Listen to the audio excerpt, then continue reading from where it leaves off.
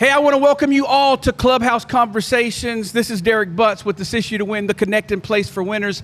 I'm very, very excited about Clubhouse Conversations, and the reason for it is because for so long, I've been asked to sit down with individuals and just talk. Just pick people's brains, say things, find out things, ask the right questions. So after hearing my man Adam tell me to do this for so long, I decided it's time right now. So we're kicking off Clubhouse Conversations, and I got a special guest here with me today, good friend, mentor, leader in the community, doing powerful things.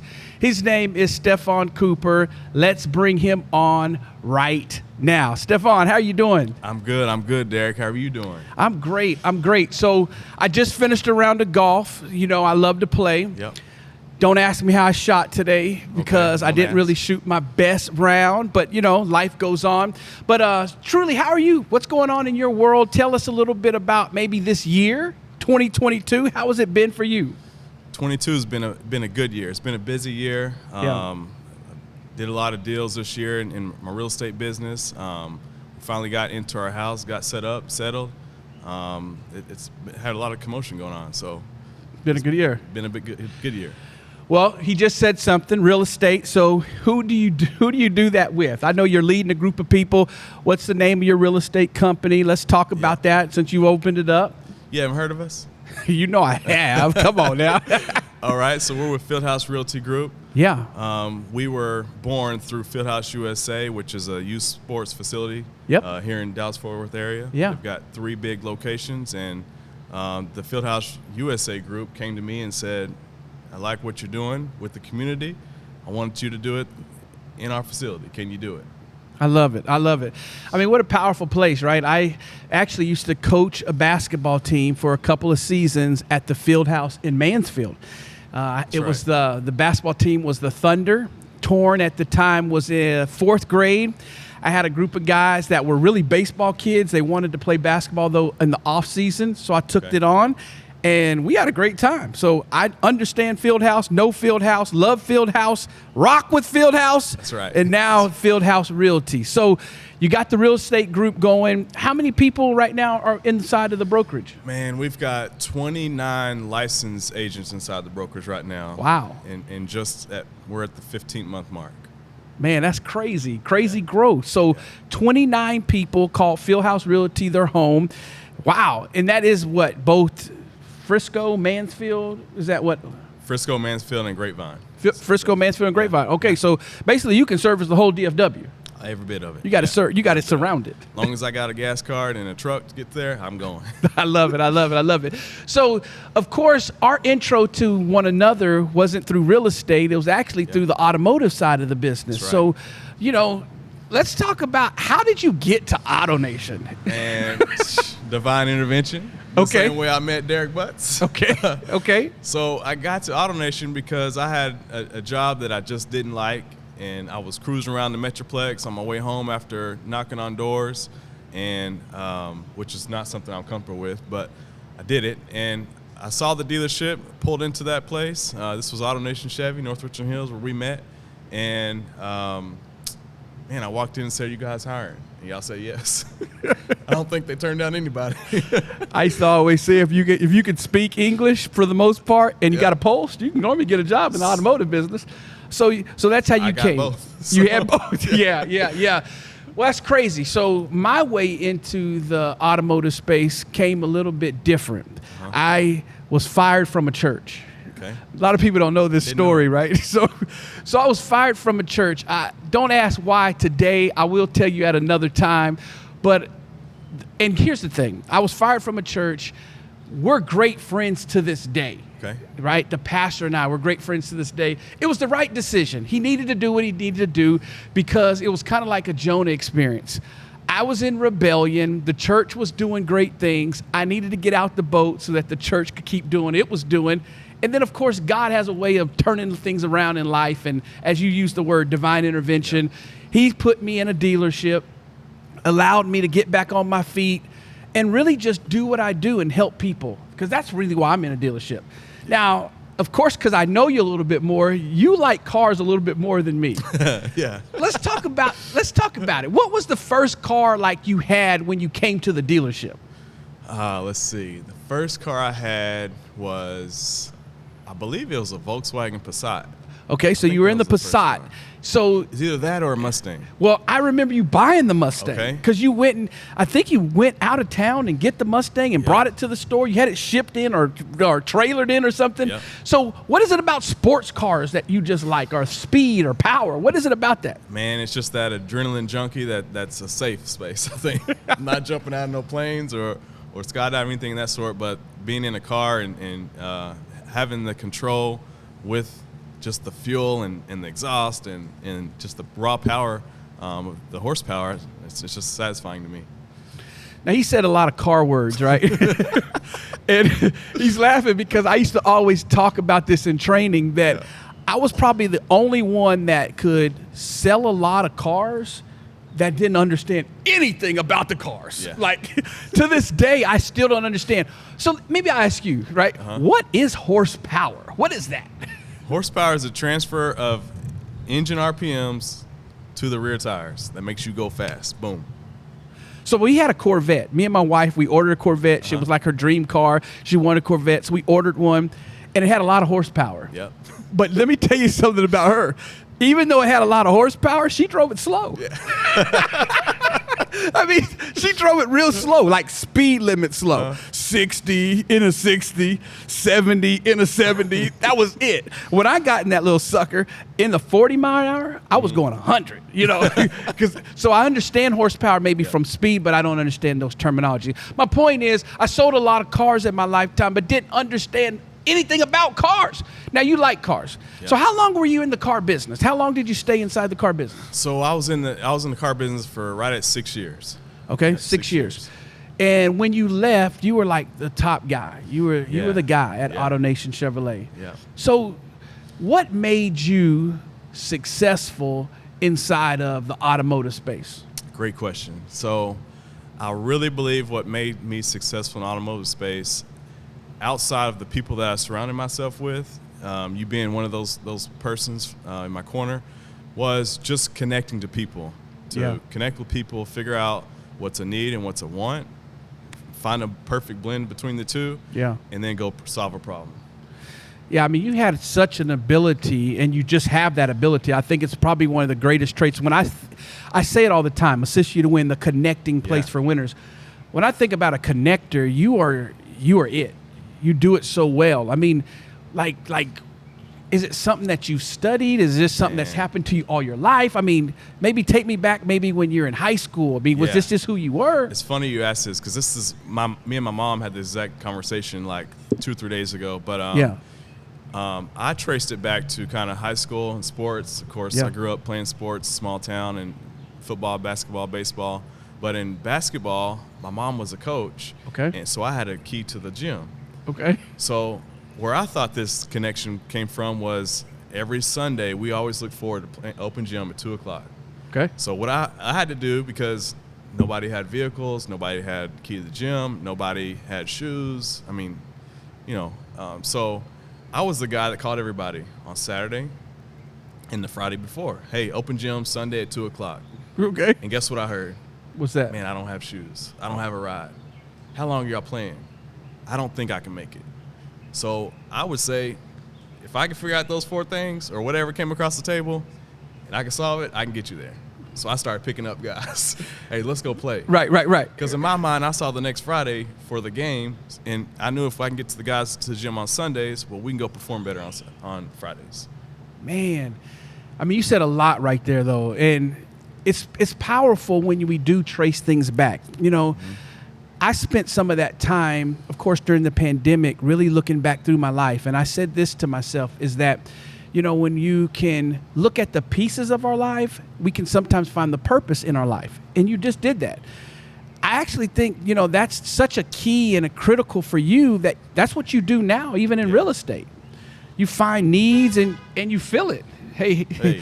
you know, when you're at the golf course, people do all kind of things. I mean, I don't even know who that is, but how y'all doing? Hopefully you're watching Clubhouse Conversations and you're subscribing to our YouTube channel. You're clicking the button and you're liking it. You're doing all those things if you're going to interrupt our show. Right. All right. Well, so they say I look like Tiger, so maybe they thought I was him sitting over here. I don't know. you just never know, right? Yeah. There's all these tours going on. You got the LIV tour, you got the PGA tour, Yeah. now you got the Clubhouse Conversation tour. So yeah. So why you say that? Yeah. So you do look like Tiger. You got this beautiful smile. So tell everybody about that story.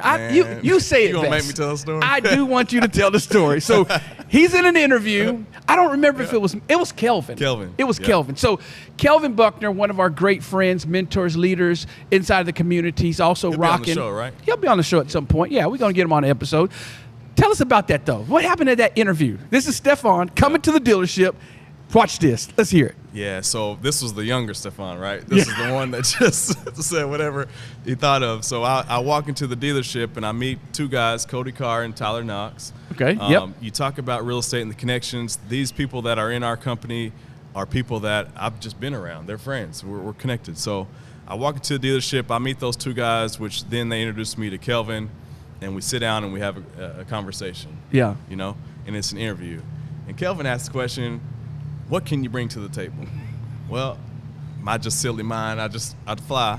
And so everybody that you speak to in an interview is going to tell you what you want to hear. Right. You can might as well write that story and say, I see a picture, I see the story. Here it is. Right. So I just say, what I bring to the table is a good smile and a nice set of teeth. I love it. I love it. I love it. I love it. I mean, how authentic though, and how memorable. When we talk about Stephan and his success in the dealership, everybody to this day still goes back to the interview. Yeah. And so that's powerful. So, of course, you sold a lot of cars. At what place, I mean, what made you decide to switch from the automotive space, Yeah. especially that you were on top? I mean, you had your GM loved you, your management loved you, your customers and clients loved you. I mean, couldn't find any enemies. Just your peers loved you. What made you say, let's do real estate? It's one of those things kind of, I guess we go back and we trace, like you mentioned, COVID helped you out. And I think for me it was when I got to college playing basketball and the first practice I got dunked on. I just this dude put his elbow on the rim and just hung there. So at that point in time I made a decision. I said I'm not going any further in college in basketball, so what do I need to do? And I started just tracing. So in the car business, it was I got to 6 years in, I was successful, I'd reached what I wanted to reach, done a lot of business, sold a lot of cars. Yeah. There's a bug on you. Yeah, Flick that. bugs. Yeah. We're outside, guys. Sorry. It's bugs real. on me. Real. Yep. So I started analyzing really the credit apps that came through and set across the table from me and understand that I was kind of the GM's right-hand guy and y'all's guy. So anybody from the homeless guy coming in for a bottle of water to CEO of large, major companies, I've sat across the table with. Yeah. And so I said, who is really making the income I want to make, but they're also working the hours I want to work? Yeah. And I saw time after time, the guys that made a lot of money worked a lot of hours, and the guys that were in real estate made a lot of money and worked less hours. So I said, I think I can do real estate. I love it.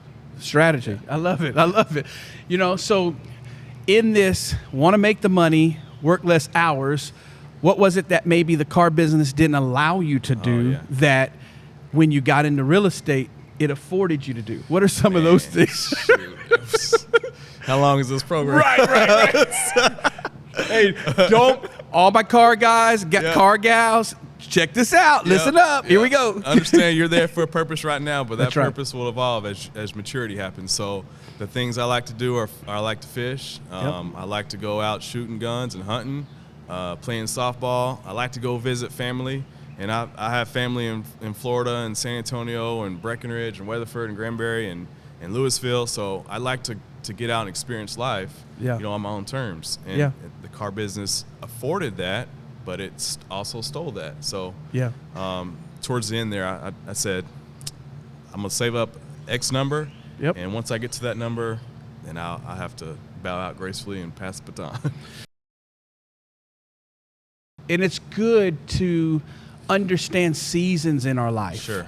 You know, one of the things, of course, of Clubhouse Conversations, it is the lessons of life, leadership, and then the things that we just learn along the way. And sometimes we don't understand seasons. Yep.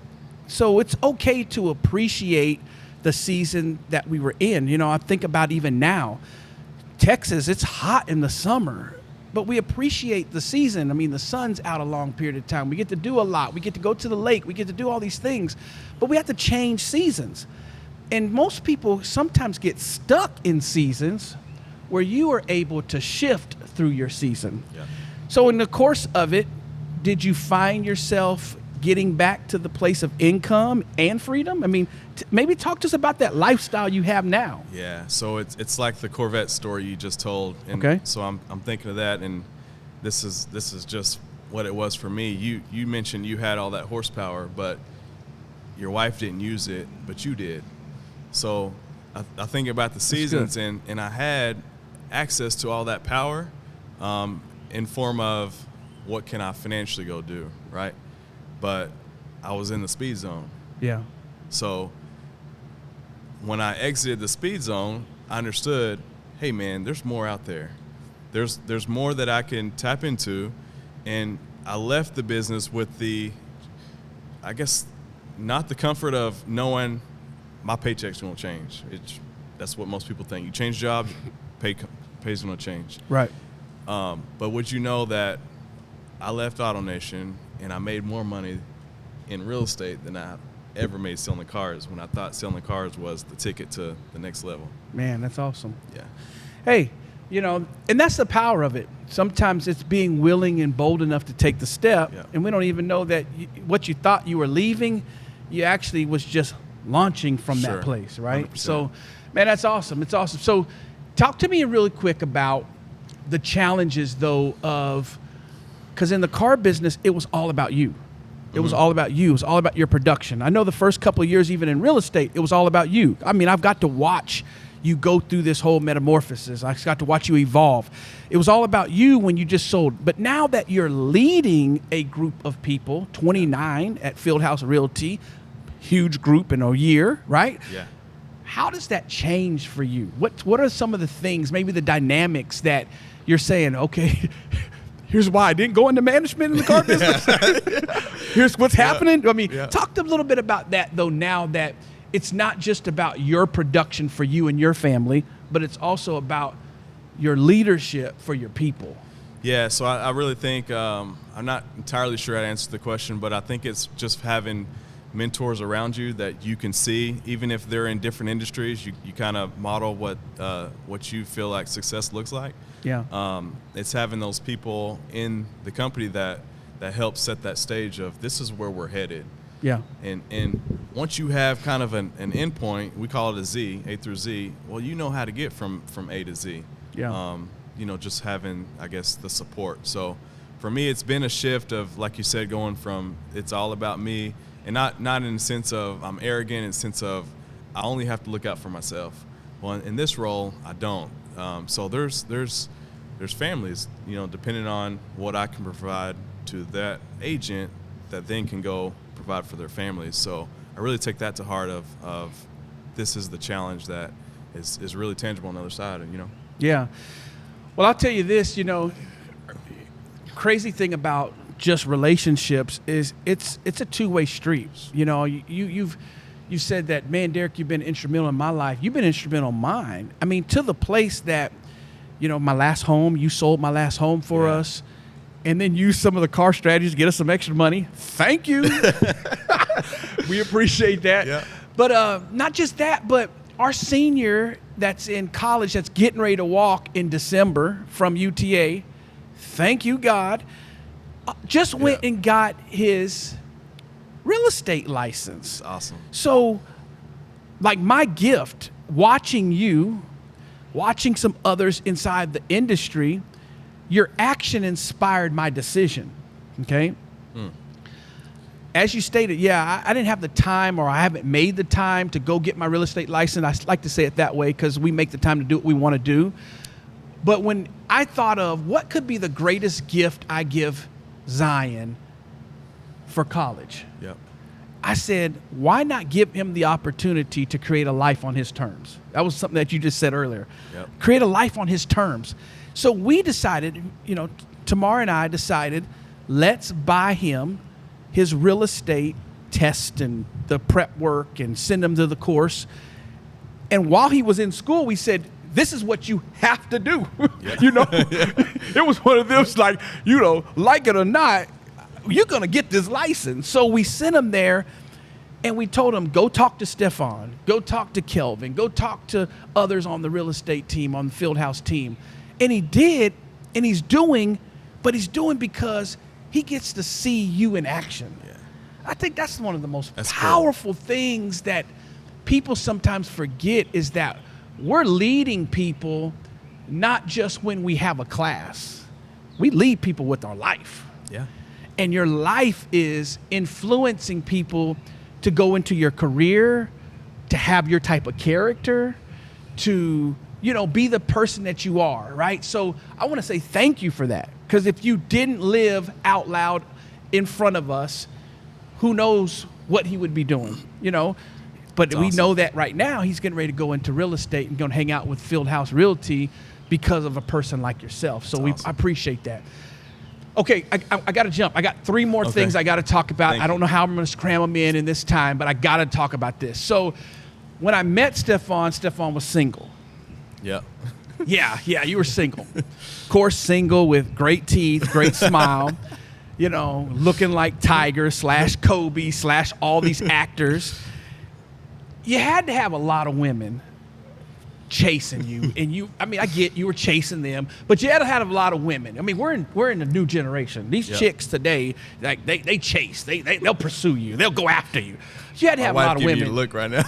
Yeah, I get it. Nobody knows that she's even here. Yeah. So talk to me about you going from single life to your beautiful bride.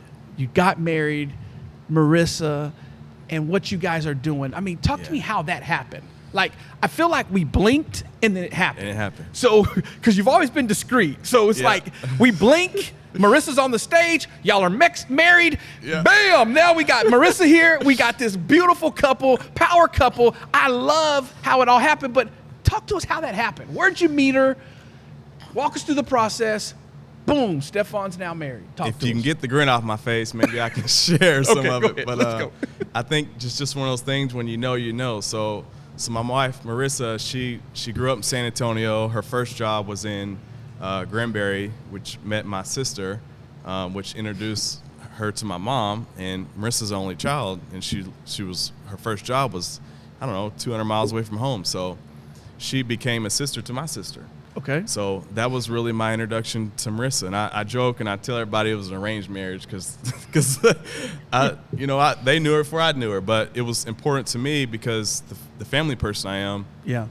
My family's got to be cool with you. If my family's not cool with you, we may flirt for some time, but at the end of the day, that's a minnow, and you know that. Yeah, we know minnows catch certain conversations. Okay. Yeah. Yeah. So now, we dated for, probably, I should know, 10, 11, 12 months. It was pretty quick. And our first date was literally a plane trip to Colorado. Okay. And the trip was planned the day before we flew out. And on that trip, I knew she was the one. And it was kind of the missing piece of my life that I was waiting on to develop more things that I had going on, and once she came into my life and we got married, man, just from the first day we really met and hung out, it's just been a blast. Yeah. She's a huge part in what I do and what Fieldhouse Realty has been able to do. Yeah. She runs our social media platform, so connecting with you and showing some of the Assist You to Win flyers, we kind of piggyback off that too, so she's just been a blessing to me. Yeah. No, I love her. Yeah. Now I'm gonna say this because me and you played basketball a couple of times. Like when we were working at Auto Nation, we would go play. You remember when Rob busted his tooth and lost his tooth? Yeah. That's what happens when a person that doesn't play basketball is on the basketball court with guys that do play basketball. Yeah. Bust his tooth out. It gets real. It gets real. Yeah. So Marissa got a jumper. Marissa got a jumper. Man, I saw some of the footage of y'all hanging out at the Fieldhouse. I'm talking about there's some people that can make a shot, and they're like, woo, I made a shot. Marissa expects to make a shot. Matter of fact, she not only makes a shot, she got a mouth.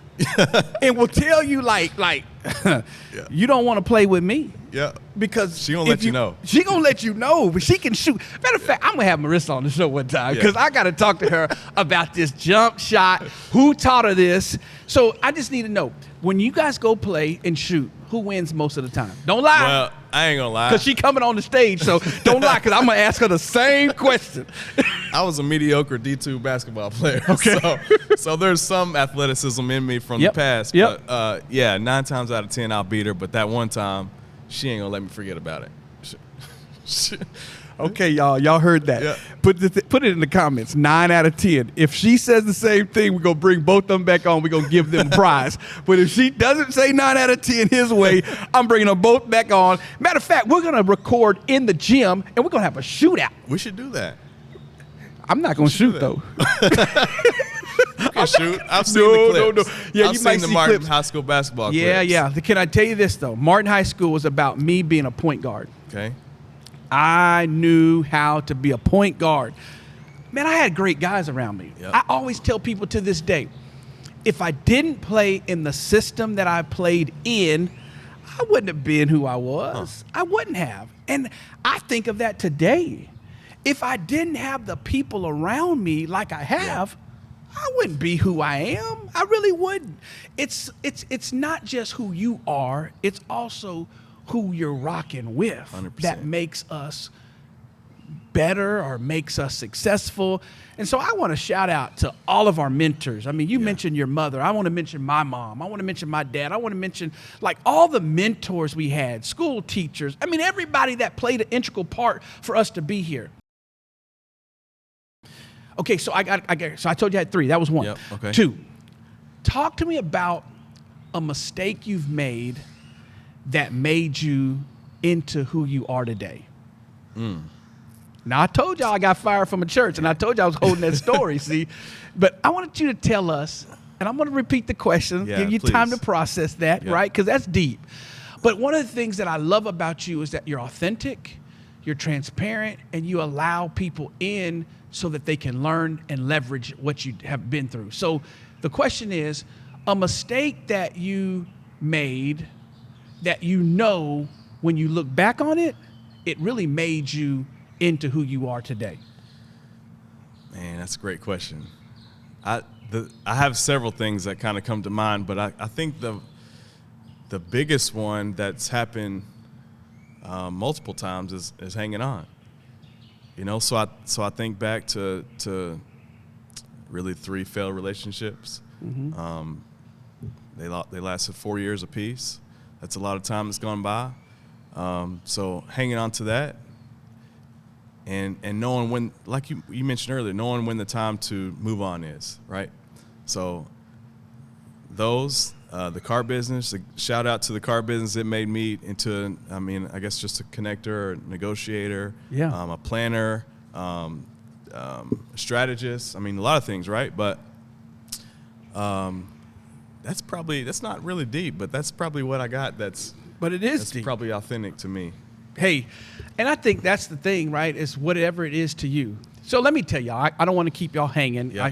I got fired from a church. So what happened? So at the time, I was a strategist for the church, but I was a guy that was searching for something, missing something. I love God, but I didn't have the 20s that everybody else had. You know, I came out of high school. I played a little bit of college basketball. I went straight into full-time ministry, planted churches, and it was like I skipped over that college period. So there was this longing for some reason, don't know why, of what is life like on the other side. Yep. So here I am, decided, Mom, please don't judge me. Years ago, I'm 44 years old now. This was years ago. But I was in a strip club. Now, you don't go to a strip club in the same city that you're going to the church in. You just don't do that. Well, I did. But would I have thought that a person from the church would have also been in the strip club? No. Nope. I thought this is my hideaway. I'm going late at night. Nobody's going to come here. But it happened to be that somebody from the church was at the strip club too. I know me. I wasn't going to tell on me. Yep. But they told on me. Jesus Louise. Your sins will find you out. I heard you, mother. I know that. So my sins found me out. As I told you, the pastor needed to let me go. He let me go. We're still friends to this day. We still do things. But that's what happened. But it made me. You know what it really did is it told me your charisma will not outrun your character. Yep. That's what it told me. And at the time, man, I was just 100% charismatic, didn't care about character, was really whatever I could get away with, I was okay with. So I needed that. So I just want to shout out to you. If you're going through something today, listen, allow it to make you. You can't get a seed and put it in good ground without the ground being dirty. You got to put seed in dirt, and the dirt's what helps foster the growth. So allow whatever you've been through, the seed that's your potential, let it grow, and you can become something even greater. Okay, that's two things. That's right. That's good. The third thing. Okay. Every guest I have. The reason why I have these Oh, here. Yeah. You've heard about it. So you kind of got a little bit of advantage. But I know you guys may not be able to see it the best over there online, but we'll put some links down in the comments below. What this is, this bag represents, I call it my passion project, okay? So I wanted to make sure you had a bag. That's for you, Awesome. okay? And the bag says Wintality.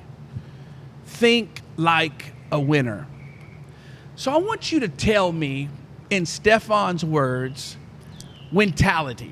You can either give me an example of your athlete that's a Wintality athlete. You can give me an example of something that's happened in your world that brings you to Wintality. But whatever you want to tell us, I want you to tell me a little bit about what's Wintality to you. We call it, if you unlock your mentality, if you develop your mentality, it unlocks another level of ability. That's Wintality to us.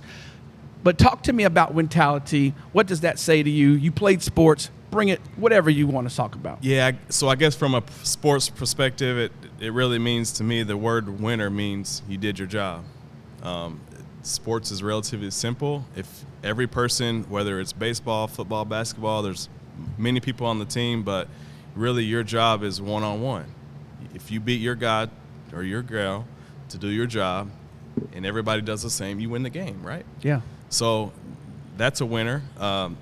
The back end of the word mentality, I think that's so important, especially for today, because life is really hard. Yeah.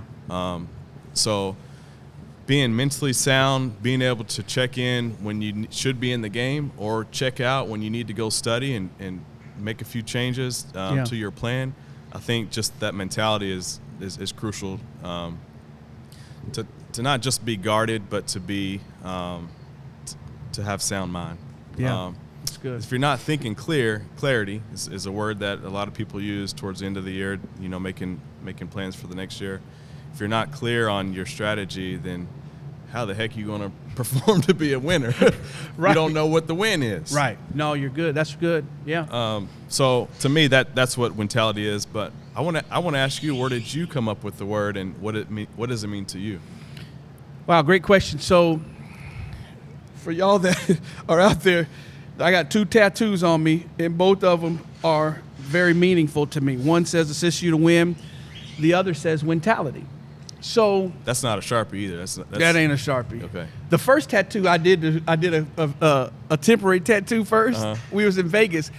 I wonder if Adam was with me when I got this tattoo. I'm not sure. No, I don't think he was at that trip. But we the temporary. Yeah. Okay. I did a temporary tattoo of assist you to win first. And then I liked it so much that I was like, I scrubbed and like, take that temporary off. I want a real one. I did that. Then I was in Puerto Rico. Yeah. Dominican. One of them places. Me and my wife, we were just there. And I got Wintality. So What does it mean to me? Everything for me, of course, assists you to win. That's just who I am. It's what I think about, and I think about winning. And I was in a season of my life where I was going through some depression or going through some stuff mentally. And of course, mental health was big and everybody was talking about that. And I never really took time to slow down to really say, do I need that, or what is that? You know, my generation, it was get up, put some dirt on it, go forward, man up. It was that. So we never had a word to it. So I said, can a winner also deal with things? I said, yes. So Wintality got birthed out of saying, you can work on your mental state and it'll help you become a better winner. And if the better I am mentally, the more I can win at life. And so I squeezed those words together and I came out with Wintality. And then I thought about Steve Harvey. Think like a winner. And his was, the movie he had, and it was think like something, think like a man. Yeah. That's what it was. Think like a man. I was like, Wintality, think like a winner. So I started saying it over and over and over to the place that it never left my life. I put it on my arm. I don't know the next word that goes on my arm, but something's going on there. So, but thank you for that. All right. 2023, talk to me. Give me one big goal you got for 2023. One big goal. We're coming to the end. One big goal you got for 2023. Which I don't care. With whatever. Whatever goal you got. Man, can I be transparent? I want you to be. I want to go on 4 vacations to 2023. 4 vacations. Yep. Do you already know where? Nope. Don't know where yet. I just want to take 4. Does Marissa get to pick some of them? Marissa gets to pick all of them. Oh. Yeah, she's so you're just going to go? I'm just going to go. But Man, there's a number I have to hit. Tomorrow. That's not how we roll, baby. That ain't how we roll, baby. I'm picking at least 2 of them, too. Well, me, I think vacation's where you are. So yeah. To me, it's not a place. It's a mindset of eliminating distraction, go and have fun to people you want to be around. Yeah. So 4 vacations. Okay. Yeah, so we have 2 of them planned already. So she gets picked the other 2. Gotcha. So you tying it to a number? I heard you say something like that. I'm gonna tie it to a number. So I've got to figure out. Of course, we got to project because through the vacations we can't go until we hit the number, or maybe we just divide it by 4, and if we're on pace, we get to that number. So gotcha. So that's probably my biggest goal for us, and we're gonna get there. I love it. All right, y'all see I got a shirt on. He came. I got a question for you too. Oh, you got a question for me? Yeah. Okay. Can I go now? Hey, producer, can we get a question? Oh, this is my show. Thank y'all. We get it. I've always wanted to say that. Okay, go ahead. What's your question? So the question I have for you, we told the story about how we met at the dealership and how and maybe nobody knows, but I was on my way out of the dealership. Derrick brought me back into the dealership and said, there's something inside of you. So I want to know from you, because I only knew you for 3 months in passing talking about sports, what did you see in me that brought me out of me? Yeah, great question. What I'm thankful for it, but I want to know what it was. Okay, so let me tell you what I saw. I saw and heard enough about the competitor side of you that I knew you just needed to be able to compete your way. Sometimes we box people in that everything has to go 1, 2, 3, 4. You needed to tap into doing it where you could feel that it wasn't overbearing, it wasn't pressure, it wasn't, making people do something that they didn't really want to do. You weren't the typical salesperson of old. You were today's and the future salesperson, which was, let me serve you, let me show you and educate you, and let me allow you to make a choice. So I knew that in this generation, we didn't need Slick Willie talking. We just needed somebody to show up that was going to be genuine, that was going to be real, and that's what the clients really needed. And I knew that competitor, though, that was in there would just push that out of you. So I was like, we're not letting this guy go because he's so-called is not doing it the way we want him to do it or doing it as quick as we want him to do it. Sometimes people just need time in order for what's in them already, just to grow, right? What do I say? We build what we birth. Drop what we drop what we adopt. There you go. You got it, right? We drop what we adopt. So that's what I saw. I saw the competitor in you. I saw the genuine person, the character in you. And I knew that if we could just mix it, find the right ingredient, give you the right time, then you would go do what you did. And that is lead a group of guys and gals to the promised land. And you're doing it now. It's phenomenal, man. I'm forever thankful for you and appreciative of that. And you're doing exactly what you did to me through these mentality. So and I love thankful for it. I love it. All right, Clubhouse Conversations. Derrick Butts, this year to win. Hey, we're going to end with this right here. Okay, y'all ready for this? We're going to end right there. If you will, just repeat after me. Okay. Just repeat after me. Today. Win or learn. I will think and speak like a winner. I will think and speak like a winner. I will have fun playing the sport I love. I will have fun playing the sport I love. I will play free of pressure. I will play free of pressure. My body will do. What my mind has created. I will show myself. My peers. Coaches. And anyone else watching. What I've been practicing and working on. I will get better. Even when making mistakes. Because great players. Are always learning lessons. I will cheer and celebrate. The wins of my teammates. I am developing. The best me. Not competing against you. I will give my best effort. In everything I do. On and off the field. I will be better. Today. Than I was yesterday. Clubhouse Conversations. Derrick Butts assists you to win. My man, Stephan Cooper. Please go follow him. Stephan Cooper, Fieldhouse Realty Group. We'll see you later.